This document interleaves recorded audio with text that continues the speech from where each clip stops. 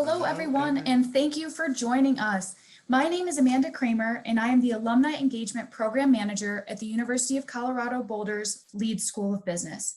These are certainly trying times, and we have gathered our world-renowned faculty and alumni to provide frank and timely insights for life during and after the COVID-19 pandemic. Today is the fourth and final webinar in this COVID-19 related webinar series. Additional COVID-19 related webinars are forthcoming, so stay tuned for more information next week. For today's webinar, we're excited to have Leeds Marketing Professor, Dr. Peter McGraw, here presenting on Shtick to Innovation, what the Masters of Comedy can teach you about getting through a crisis and building a serious career. A few housekeeping items before we begin. First, if you have any questions now or during the presentation that you would like to ask Peter, please send a question through the chat interface. We will monitor questions as they are submitted, and Peter will respond to them at a point within his presentation. As a reminder for optimum audio quality, we do have everyone on mute except for myself and our speaker. If you experience any technical difficulties during the webinar, please notify us through the chat interface and one of our support specialists will touch base. Lastly, a link to access the webinar recording will be sent to all registrants tomorrow, along with a survey link and supplemental resources from today's presentation. Now, I would like to introduce today's speaker. Dr. Peter McGraw is a behavioral economist, professional speaker, and expert on the scientific study of humor. As a marketing professor at the Leeds School of Business here at the University of Colorado, his work has been covered by the New York Times, Wall Street Journal, NPR, BBC, Time, CNN, Wired, and Harvard Business Review. He speaks at Fortune 500 companies, public events, and universities around the world, and he has spent more than 10 years answering the question, what makes things funny? To do so, he founded the Humor Research Lab, which goes by the acronym HURL.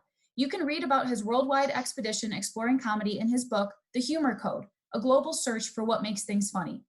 He joins us today to talk about his new book and present Shtick to Innovation, what the Masters of Comedy can teach you about getting through a crisis and building a serious career. Welcome, Peter, and thank you so much for being here. I'm going to hand the webinar controls over to you now. Thank you, Amanda. It probably should say I used to speak at Fortune 500 companies and universities around the world, because no one is doing that right now. I also enjoyed that you spelled out the acronym HURL for the Humor Research Lab. So you missed a chance for a little bit of a punchline. Okay, hello everyone. It's great to not see you, but to be seen. I know I have a lot of friendly faces in the audience. Thank you for being on time. If you were a former student, you know how important not being tardy is to me. So let me just get started. As I said, I'll answer some questions along the way. We've got some fun polls and so on. I've pivoted this talk, obviously, to be pandemic related. And, you know, with millions of people stuck at home dealing with stress and uncertainty, you certainly can rely on comedians. That is, you know, people making jokes about getting to the end of Netflix and running out of stand-up specials. And anybody who's familiar with the Tiger King have seen endless memes. You know, as I like to say, these are delightful distractions. And for the world's funniest people, you know, we're thankful to them to be able to provide us for moments of levity in this sort of time of crisis. So what I want to say is that these funny people, these people I've been studying for more than 10 years, can help us do more than cope. That is, that we can learn from them, because comedians don't only do a good job coping with uncertainty, that they go as far as thriving on chaos. So let me explain. I'll give you an example of this. So if you're familiar with Nassim Taleb, Nassim Taleb is a former bond trader turned scholar and kind of all-around curmudgeon. And I know that Rich Wobegon talked about his work in one of the previous webinars. He wrote a book called The Black Swan, and in it he talks about events like the one we're dealing with now, these these very difficult to predict yet profound situations. They can be positive, but of course we care when they're mostly when they're negative. And so this pandemic is one of those black swans. And Taleb makes the argument, and I tend to agree with it, is that because it's so hard to model black swans, these rare but profound events, we should stop trying to predict them, but we should be prepared for an uncertain future, for a future that is quite challenging. And so in his follow-up book, Anti-Fragile, he puts forth these sort of three states of the world that entities may be in. One of those is the person, the organism, the entity, the organization that's fragile. That is, a black swan comes along and wipes it out. Right? This is the wine glass that gets dropped on the ground. The next one is something that's robust. And we're going to launch a poll here asking you which of these three that I'll get through best describes your situation now. The robust is like the phoenix that is affected by calamity, by chaos, by uncertainty, but rises again. It's like a steel bar. It bends, but it doesn't break. And then this is his term, the anti-fragile. That is the entity that gets not only able to cope with this bad situation, but actually becomes stronger as a result of this. So, for example, the Hydra, the mythological being that has a head chopped off and two grow in its place, is anti-fragile. My argument is that comedians, as well as divorce lawyers, unfortunately, are anti-fragile. That is, that they get better, they get positive results from bad things happening. Now, I think that it's pretty impossible for the average person to ever reach anti-fragile status. Again, as I said, unless you're in one of these weird worlds where you benefit from chaos. But what I want to do is start to push you out of living a fragile life and living a robust life. Even if it's not going to help you day to day right now, it's something to gear up for the next black swan that occurs. So I'll give you an example of a comedian's anti-fragility. So Richard Pryor is one of the top 5 stand-up comics ever. Some people consider him the greatest.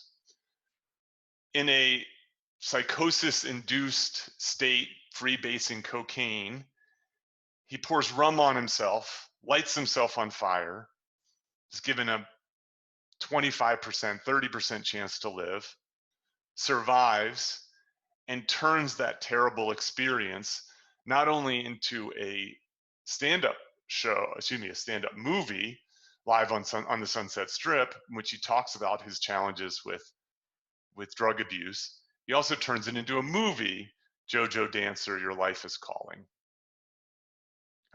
The great Mitch Hedberg talked about how the more he F's up, the better his career would get. Now, I really believe that this situation, and so what I invite you to do is to think about, where are you right now? How do you feel about this kind of situation? Is this a situation which is throwing you completely into disarray, or is this going to be something that is problematic for the moment, but you'll be able to resume a good, solid life afterwards? In short, I think this is a call to action. And I want to talk to you a little bit about what we can learn from these, anti-fragile people. Okay, so why me and why comics? So as Amanda was saying, I've spent my days teaching MBA students and my nights decoding comedy. I've been doing that for many years now. My first book, The Humor Code, took me all around the world with a Denver-based journalist, Joel Warner. We went to Tanzania and investigated a laughter epidemic. We spent time with Japanese comics in their green room of those crazy Japanese game shows, went to the Amazon and clowned with Patch Adams, went to Palestine to look at humor where you least expect it. And this new book is really connecting the work that I've done, being focused on businesses, and then also learning from the practices and perspectives of these very, very funny people. That is that comedians have one of the most difficult jobs in the world, producing laughs on command, and yet they make it look easy. And it's not based upon just natural talent. Sure, they have some natural talent, but being funny on a regular basis is about a special understanding of business, frankly. Now, Shtick to Business wasn't built as a book to help you get through a pandemic, but what I'm finding is that some of the lessons are really quite useful. And so I'm going to take you through a few of those lessons before we open it up to question and answer. Okay. So the first lesson is called Reverse It. And Reverse is the first chapter in the book, and it's comedy 101. If comics sort of intuitively know to think in reverse, if they don't, they figure it out pretty fast. And if you don't learn to think in reverse, you're not going to get very far as a comic. So Henny Youngman, the king of the one-liners, said, when I read about the dangers of drinking, I gave up, that's right, reading. Right, so this is a reversal used to create a punchline, an old punchline, but still a solid one. And it can also, a reversal producing an opposing perspective can also be used to create a premise, whether it be in sketch comedy, television, movies, and so on. So for example, the movie Trading Places, which still holds up pretty well today. In it, Dan Aykroyd plays a wealthy banker, and Eddie Murphy plays a street hustler. They end up trading places, and hilarity ensues. More recently, in the Amy Schumer rom-com with Bill Hader, Trainwreck, is a reverse rom-com. So the typical rom-com is boy meets girl, boy loses girl, boy gets girl back. Trainwreck's exactly the same way, except for the woman plays the stereotypical male role, and the man plays the stereotypical female role.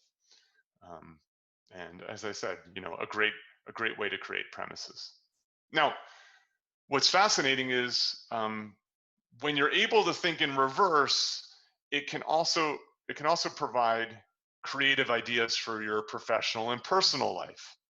That is, it's not always going to reward you with a great idea, but when it does, it's usually going to be creative. So I'll give you a couple quick examples of this.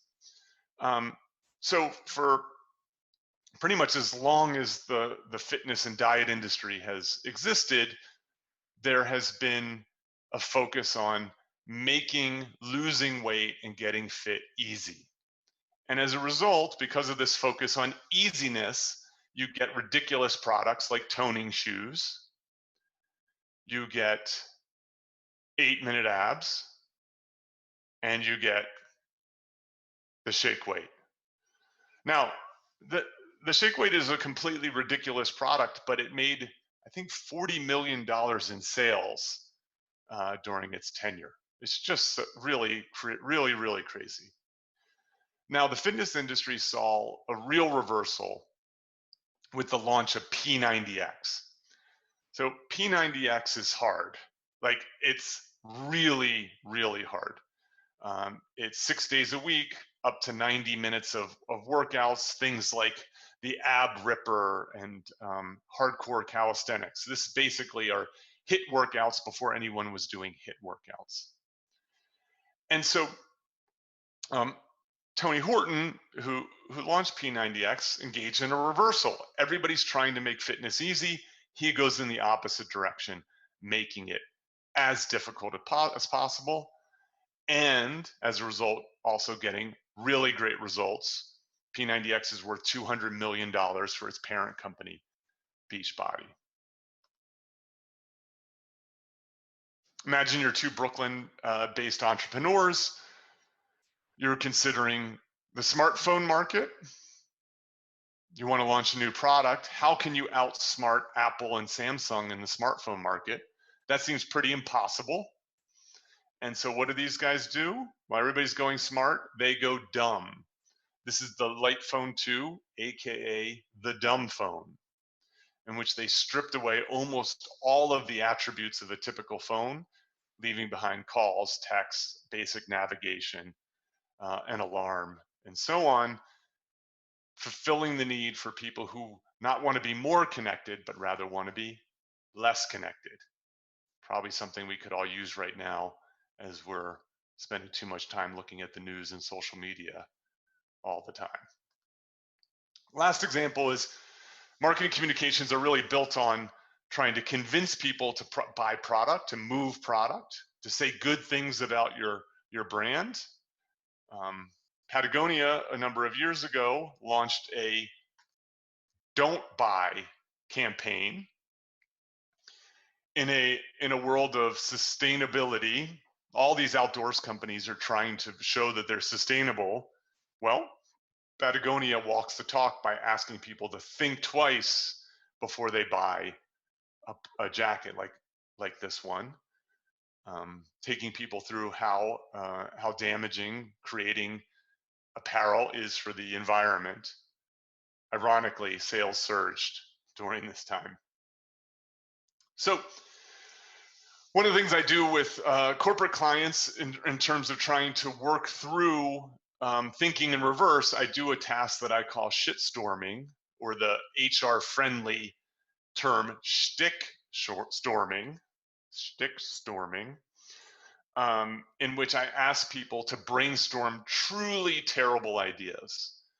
So if you want some more instruction on how to do this, you can go to petermcgraw.org. You can go to my website, and you can get a free download for the Shtick to Business workbook. And I have a shitstorming task in there. But the cool thing about doing this is first of all, it overcomes one of the major problems associated with brainstorming, which is a tendency to self-censor, to be concerned that what you're going to say is stupid. But in shitstorming, your job is to come up with truly, truly, truly terrible ideas. And so it's not really that big a deal if you don't come up with an idea that's not terrible enough. It also serves as a really good warm-up for a regular brainstorming task, because it's really fun, it gets the creative juices flowing. And then lastly, what I think is really the best part about it is that it gives you an opportunity to come up with an idea that was meant to be bad, but when you look at it, you go, you know what, that sounds crazy, but it might actually work. Okay, so in the book, in Shtick to Business, I have these sections called Develop Your Shtick, which is designed to apply some of the lessons in the book. If you're applying the lesson of the reversal to what's going on right now, I think one of the obvious things is to be aware of what's called the negativity bias. This tendency to be really focused on the bad things in life. That is, bad things capture our emotions and our attention much more than good things. And so it's just very easy to get down and to spiral in a situation like this. So what I would do is invite you to think in reverse, right? So stuck at home, obviously for many people that can be a bad thing. How do you make it good? Look, this is a good time to spend quality time with family, to do all those tasks that I've been meaning to and putting off because I just never am around, never have enough time. I know that there's a lot of career concerns right now. There are people whose work is being jeopardized, businesses are being jeopardized, and so on. How do you reverse this? Good, I need a change anyways. I hated commuting to that office park. Now, my business wasn't going as well as I wanted to anyways. This is going to force me to double down and to think creatively about how to do this better. I'm scared, I'm fearful, I'm scared of this illness. Well, what is the best cure for this illness? Is your immune system. That really the big hero in this pandemic are people's immune systems. That is, that people are recovering from this. Good. I'm going to focus on my health and well-being. So I always ask my students, is your health number one? I think this is a nice reminder about how important it is to make health number one. Okay, second lesson. This one comes out of chapter 4. It's called Cooperate to Innovate. And so I've thrown around the term creativity so far, and creative endeavors result in what I call an original appropriate solution. Right? So think about it, right? So you're trying to solve a problem. A creative solution to that problem is appropriate. It solves the problem. And it's original. That is, no one else is doing it. And there's great value on novelty in joke writing. That is, comics have to pursue creativity, not only to write jokes that no one else has written before, but they can't rely on their old jokes. So they're constantly having to come up with new creative solutions. So original and appropriate. Now, what happens is we have this tendency to say, oh, that person's a genius, when they're highly creative. And that may be the case when it comes to an idea, but an innovation is the execution of a creative idea. And that is that it's one thing to have the idea, it's another thing to actually put it into motion and to put it out into the world and actually solve the problem. Now, when it comes to innovation, it's very rare to find a lone genius. There's usually other people involved in little or even really big ways that do this. And so what ends up happening is, in order to execute, you need to rely on other people. So in order to do that, I think that one of the things that comedians do very, very well is that they listen well. So we're gonna have another poll up here, I think, where I ask you about your listening abilities. So let's take improv for an example. So in improvisational comedy, people are creating a scene out of nothing. So when two people walk out onto the stage, they just have a little kernel of an idea and they're creating an entire scene out of this. This is very difficult to do, and it relies on a series of underlying rules, one of which is the importance of listening. So imagine how this goes. These two people come out on stage. One person's talking, the other person's ready to respond, but that person has like 100 things going on in their head. They're thinking about stuff that happened in previous scenes. They're thinking about what they're going to say next, but they also have to be listening to that other person. Because if they go and say, we're on Mars, and the other person had just said, we're in a hospital, now the scene blows up and it doesn't work out. And so the role that listening plays is just so incredibly important in terms of executing something. Even stand-up comics rely on listening. They listen to their fellow comics in terms of getting punch-ups and ideas for how to improve their bits.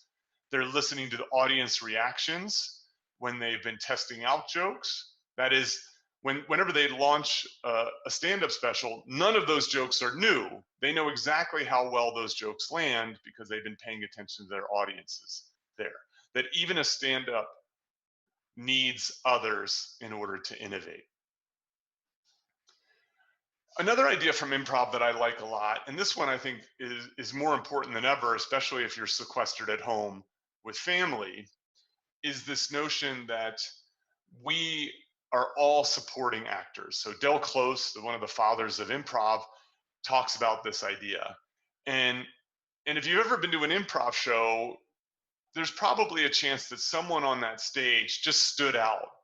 So go ahead and take the opportunity to vote. Okay, bad, terrible, terribly, awfully bad. And what did you say?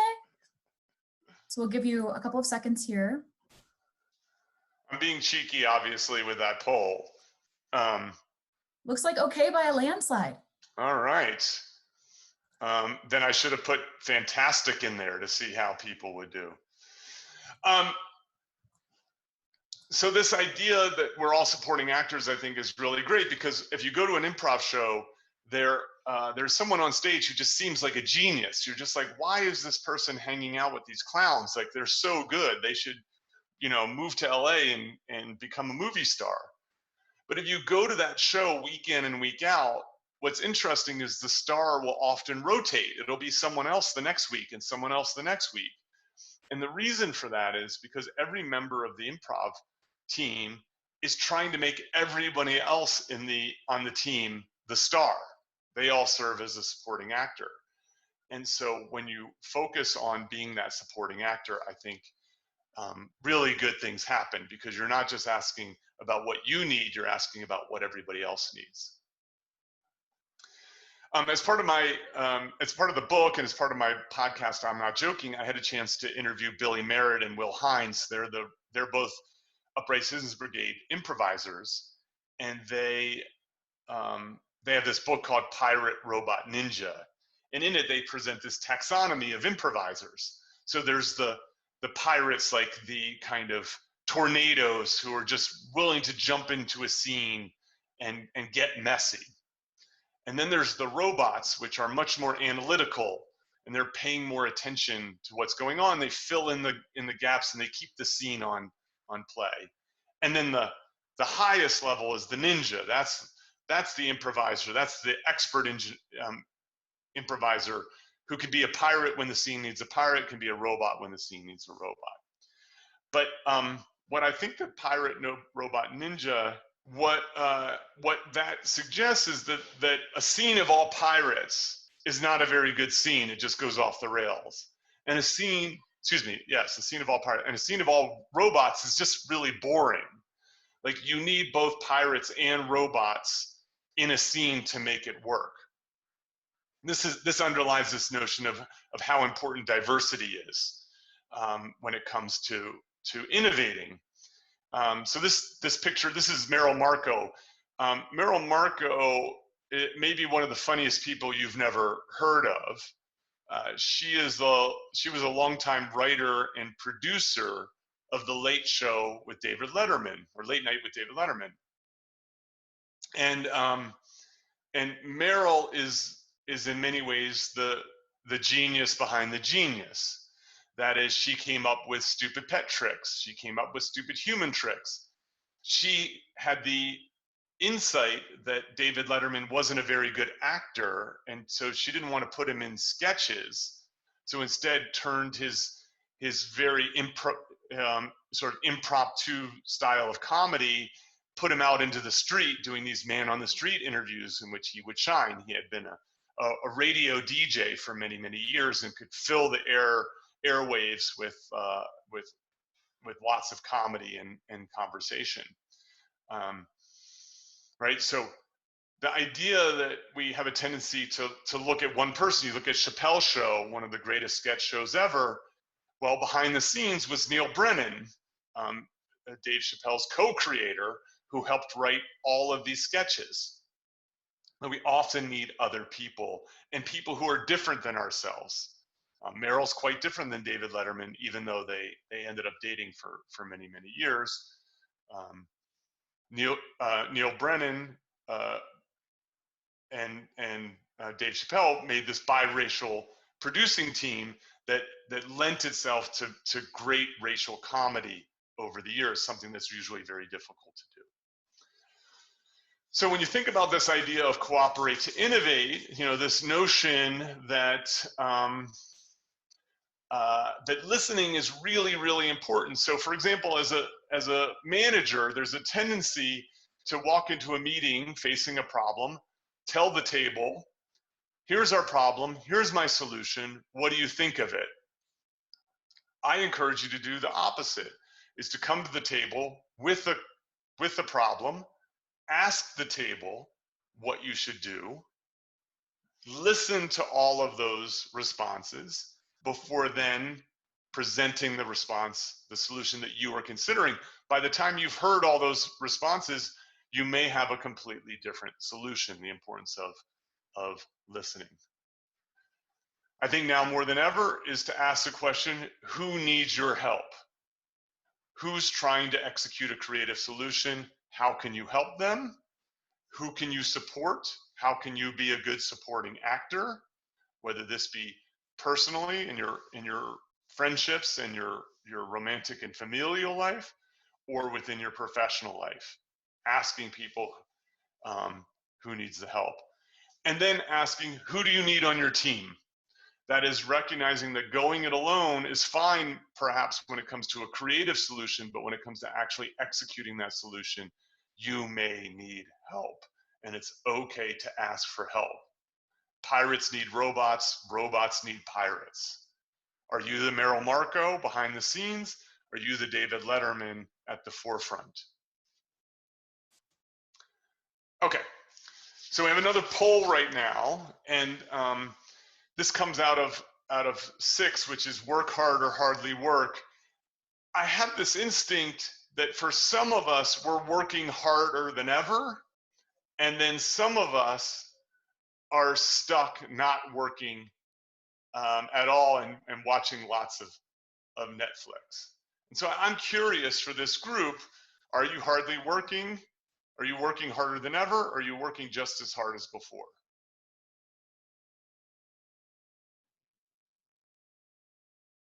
All right, so that's an interesting split. So people are working mostly working as hard as before, which my suspicion is they're working hard.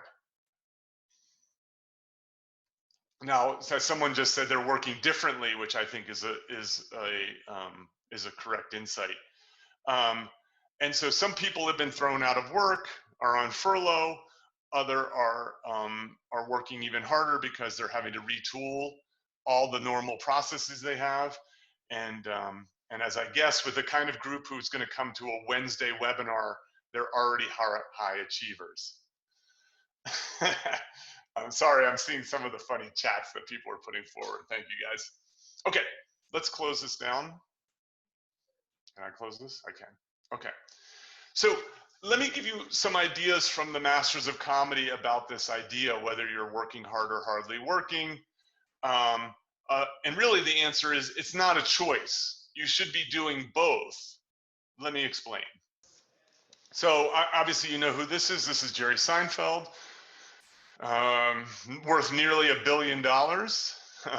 Much of his wealth has been generated from the television show Seinfeld. It's easy to forget this, but at the time Seinfeld was probably the biggest show on television. It's aged well. It does well in syndication, reruns, and so on. Jerry Seinfeld's turned 65 recently. You could think that he'd be just enjoying retirement. No, the guy's taping Comedians in Cars with Coffee. He's, well, he was preparing for or actually just did a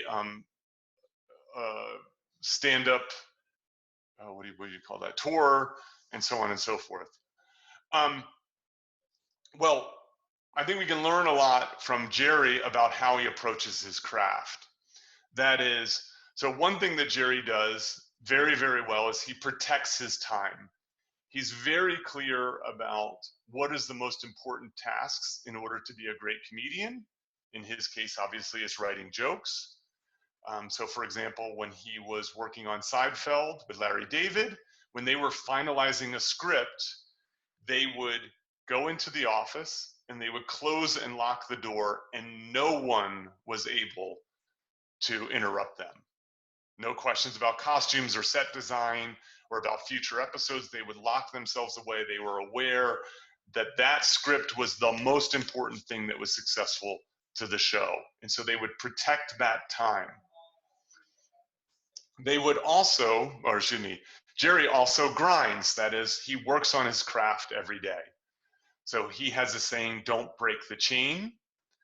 And the idea being that when he's preparing for a tour or a stand-up special, he gets one of those big calendars, those big like desktop calendars, and every day that he works on his jokes, every day that he tests his jokes out at a club, he puts a big X through that day. After 3 days in a row, he has a chain, and that chain, his goal is to not break it, is to work on that joke writing every single day, because he knows how important that is for his success. But Jerry also knows that he's not a machine, that he can't just protect and grind. He's going to burn out eventually. He needs to have some relief, some release from this. In his case, when he was working on Seinfeld, he would meditate every day during lunch for 20 minutes. And he attributes that meditation to the success of the show. He couldn't work the long hours. He couldn't continue to be funny and be his best person without a bit of positivity, and meditation really can help with that. So when I was talking to Billy Merritt, the improviser who came up with the taxonomy that I was talking about earlier, he talks about how to become a great improviser. And he says, on Monday, you take your improv class. On Tuesday, you go watch improv shows. On Wednesday, you meet with your practice group and you work on your improv. On Thursday, you do this drop-in, what's called an indie jam, where you just show up and there's just people who take turns improvising. On Friday, you study non-improv comedy. You watch Duck Soup with the Marx Brothers. You read David Sedaris and so on. And then he says on Saturday and Sunday, you quote unquote go to Europe. Not that you actually get on a plane and go to Europe, but he goes, you take a break from comedy. You go to a museum, you go hiking, you read other types of books, you watch documentaries, you do things that are going to be pleasurable and that make you a more interesting improviser, because improv is built on being smart and knowing about the world. And so I think that when you are in this situation where suddenly your life is completely disrupted, I think this idea of protect, grind, and release is actually really, really important. So one of the things that's very clear from the behavioral sciences, that is that when you've had a disruption, when you're coming back from a vacation, when you're taking a new job, when you're sheltered at home, is a very good time to create new habits. And so if you've been thinking about change in your life, now's a very good time to be doing that. So what I invite you to do is to think about, what are your most highly rewarded creative tasks? This comes from the Pareto principle, the 80-20 rule, where 20% of the things that we do, we receive 80% of our reward. So as an academic, for example, that might be teaching and writing papers. Figure out your most highly rewarded creative tasks, the things that translate most to the bottom line. And then find time, and this is very important, space to be most focused on those things. In other words, if your phone doesn't need to be involved in that work, throw it away, get rid of it, put it in some other place, turn it off, find a way to work distraction free. I don't know about you, but I am seeing error rates through the roof. Everybody's working distracted right now and they're making tons of errors. And then lastly, once you've done that very focused work, release yourself, take a break, and find some healthy, uplifting way to get some release. Go for a walk, try a new recipe, read, exercise, spend time with people you care about, even if it's just talking on the phone. But find a way to be able to be your best self in terms of your energy, in terms of your health, in terms of your well-being, in terms of your happiness, because those good feelings feed back into that protected time. Positivity helps us be more creative. Okay, so that's 3 lessons. I have one more if we have time, but I want to do some, I'm going to turn things over to Amanda. She has some questions that folks may have been asking. These are some of the other lessons that are in the book. Amanda, do we have some questions I could try to answer? Yes, absolutely. Let's start with one from Josh. Is there a fine line when using humor during COVID-19? And are there certain principles we can use to determine when we should do so? Sure. Yeah, thank you, Josh. So I've been getting a lot of calls from media types with that very same question. So as I started at the outset of this, I think that we can rely on comedy to help us cope with this situation. One of the beautiful things about comedy is that it can help turn tragedy into levity. Now, my first thing is I always say to people, where possible, let's lean on the truly funny people. They tend to do it well. They make fewer mistakes than we do. But if you're gonna make your own jokes about it, I do agree that there's a fine line. I think that there's a lot of people who are sort of uncertain and bored, but then there's a lot of people who are terrified and really struggling with this situation. And I think we should be very careful about who is the target, who is the victim of the joke. Comedians, they turn their bugs into features. That is, that they use self-deprecation. They make fun of themselves. Making fun of yourself is usually a pretty safe place to start.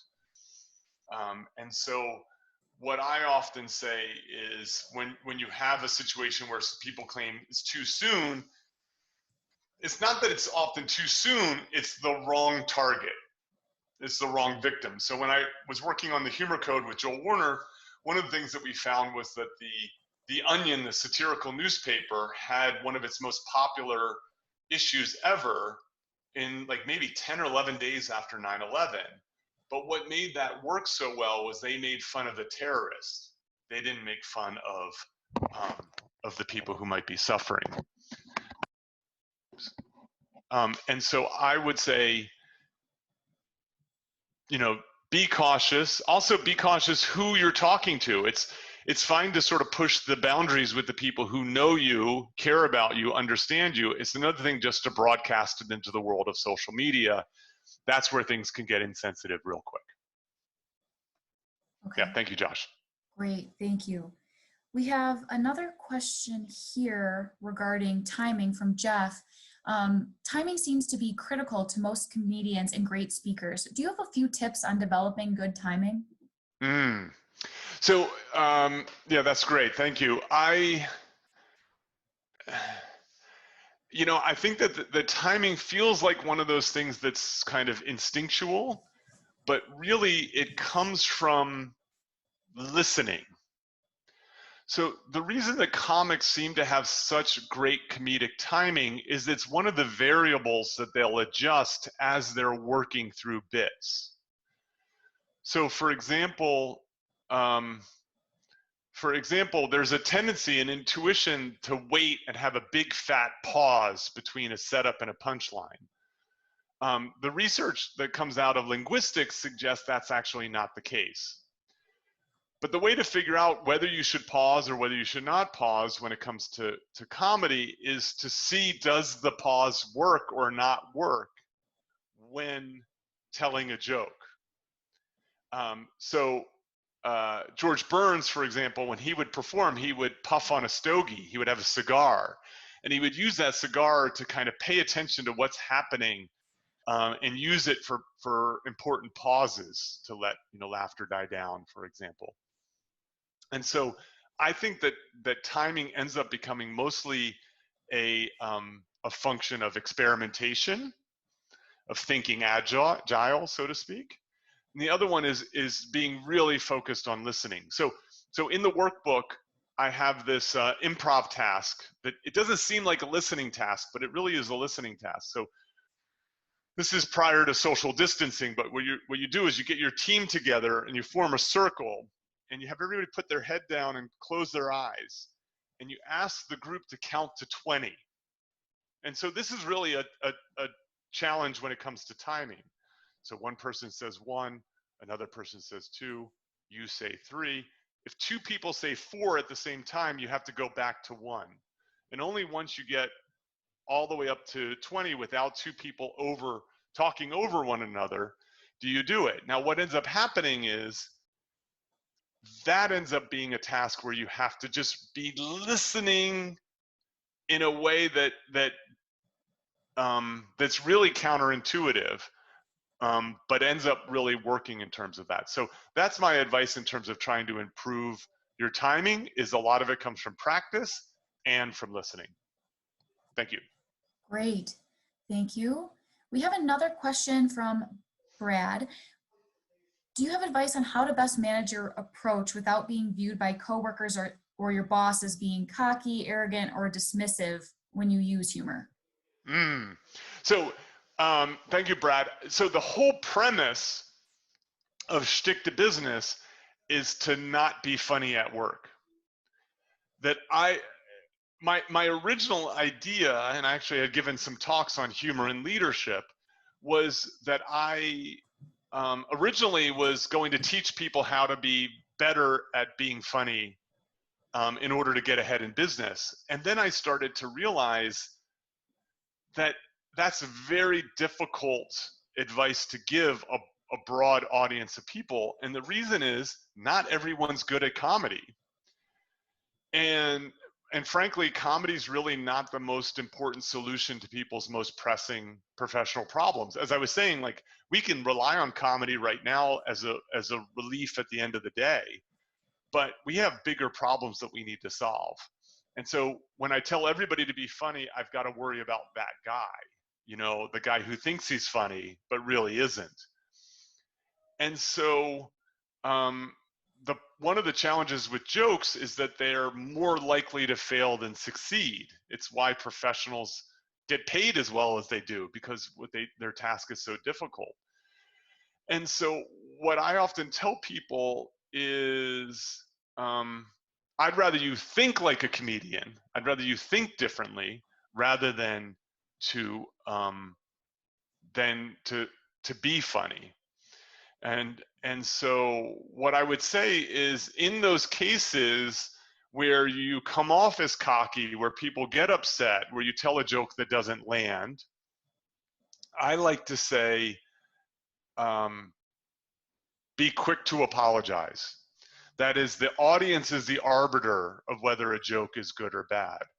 The problem with people is they too often use their own sense of humor to decide whether something is funny or not. And so what I would say is tread lightly, especially when it comes to work. It's better to be friendly and fun than to try to be funny. Yep, thank you. Great. Let's do 1 to 2 more questions. We have an anonymous question that just came in. I'm starting a business and want to bring a little levity to things. Is it a terrible idea to use humor? And is there a lifespan on a good shtick? Yes, that's interesting. So what I would say is, if you're starting a new business, and especially if you want to try to build a team, I do really like improv as a way to do that, because one of the things that we're all finding with this pandemic right now is we're suddenly having to improvise all the time. All the existing standard operating procedures aren't quite working. We're having technological problems. As I said, error rates are through the roof. We're having to solve a lot of problems on the fly. And so I like the idea of, if you want to try to build teamwork, is to lean on improv, because improv is super fun. It tends to be pretty safe. And because it's built on these rules of listening and being cooperative and yes-anding and playing from the top of your intelligence, that you can then have fun, bond, and then also start to use these rules, to use these insights in other parts of the business. When you think about it, like I teach MBAs, and in MBA programs, they teach systematic thinking very, very well. But where we often find success in business is these sort of softer skills, communication skills, improvisational skills, that end up really mattering. And so what I would say is, if you're going to do that, anonymous, you should try to get that 1-2 punch. Like I said, like the shitstorming task is a lot of fun to do, but it also may actually reward your team with an insight they wouldn't have had otherwise. Amanda, let me do one more. Okay, great. This is a question from Elizabeth. If you aren't necessarily funny, how do you recommend adding one of these lessons into your routine, or is there one that I should start with and try? Yes, okay, so thank you for asking that question. I'm gonna do one quick mini lesson here. I think this is the one that I would sort of strongly suggest. So I think, as I said, I think this is a moment in time. This is a call to action. I think that if you're not rethinking lots of your life, whether it be the economics of your life, your profession, your health, I think you're missing an opportunity right here. I invite you to consider whether you're fragile, whether you're robust, whether you're anti-fragile. And if you're fragile, how can you find a way to be more robust for the next black swan? I like this idea of writing. So what's ubiquitous in the world of comedy is the Notebook. This is Janine Garofalo. Janine is an adept stand-up comic.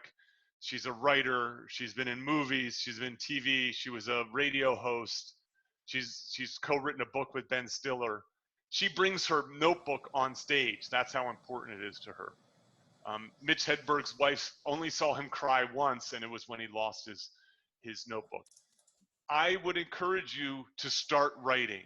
If you don't write, I think you should begin.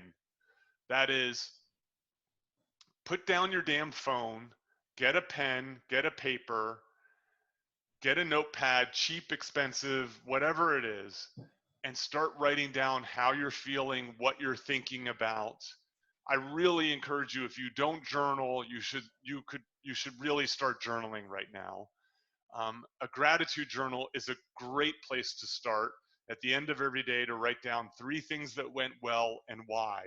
In a time of uncertainty, fear, chaos, being able to have a document that comes out of this that you can reflect on this is important.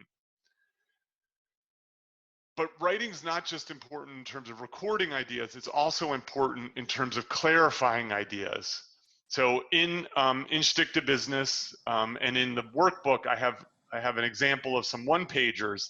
I think that if you're starting to make change in your life, if you're thinking about a new project, a new business, is you should work on a one-pager in which you write out this stuff.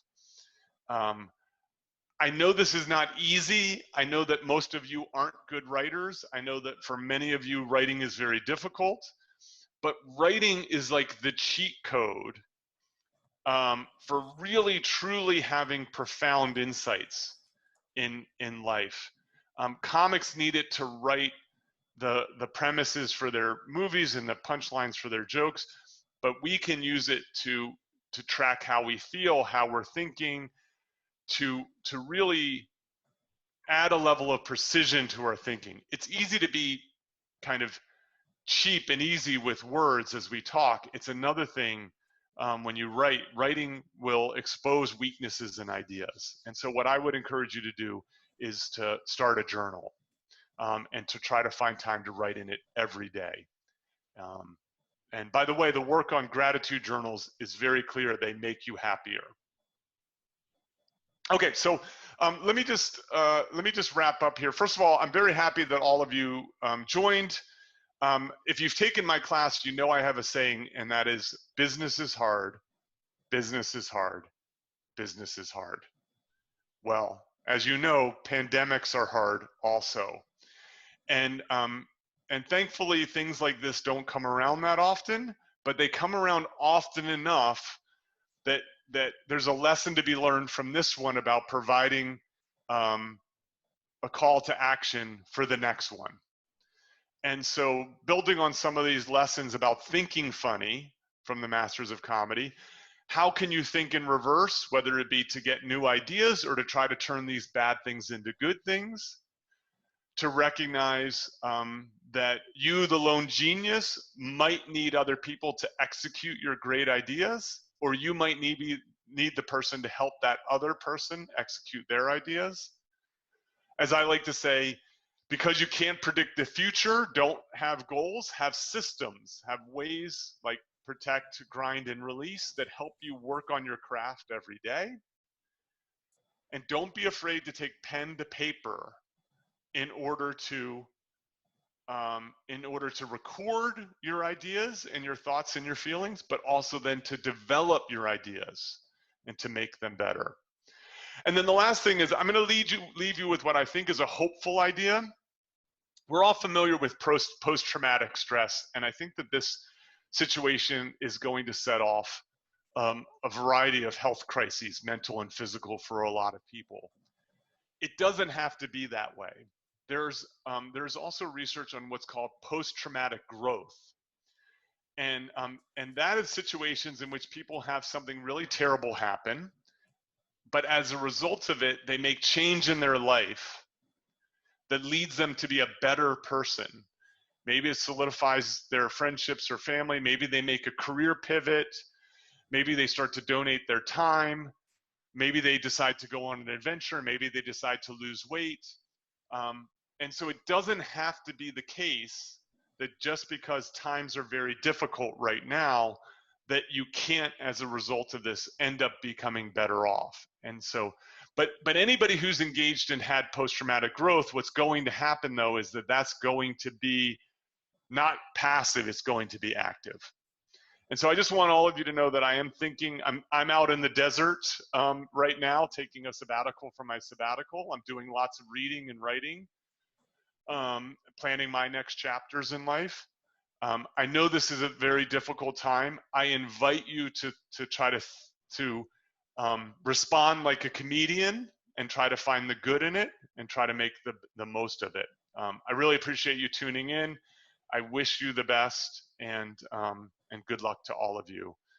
Thank you so much. Cheers. Great. Thank you so much to everyone for joining us for today's presentation, and thank you again to Peter for this great information. As a reminder, all webinar attendees will receive an email tomorrow with a link to the recording of this presentation. To view upcoming webinars as well as previous recordings, please visit our website at colorado.edu/business/alumni. More information is forthcoming about our next COVID-19 webinar series, so stay tuned. In the meantime, have a great rest of your day and go Buffs.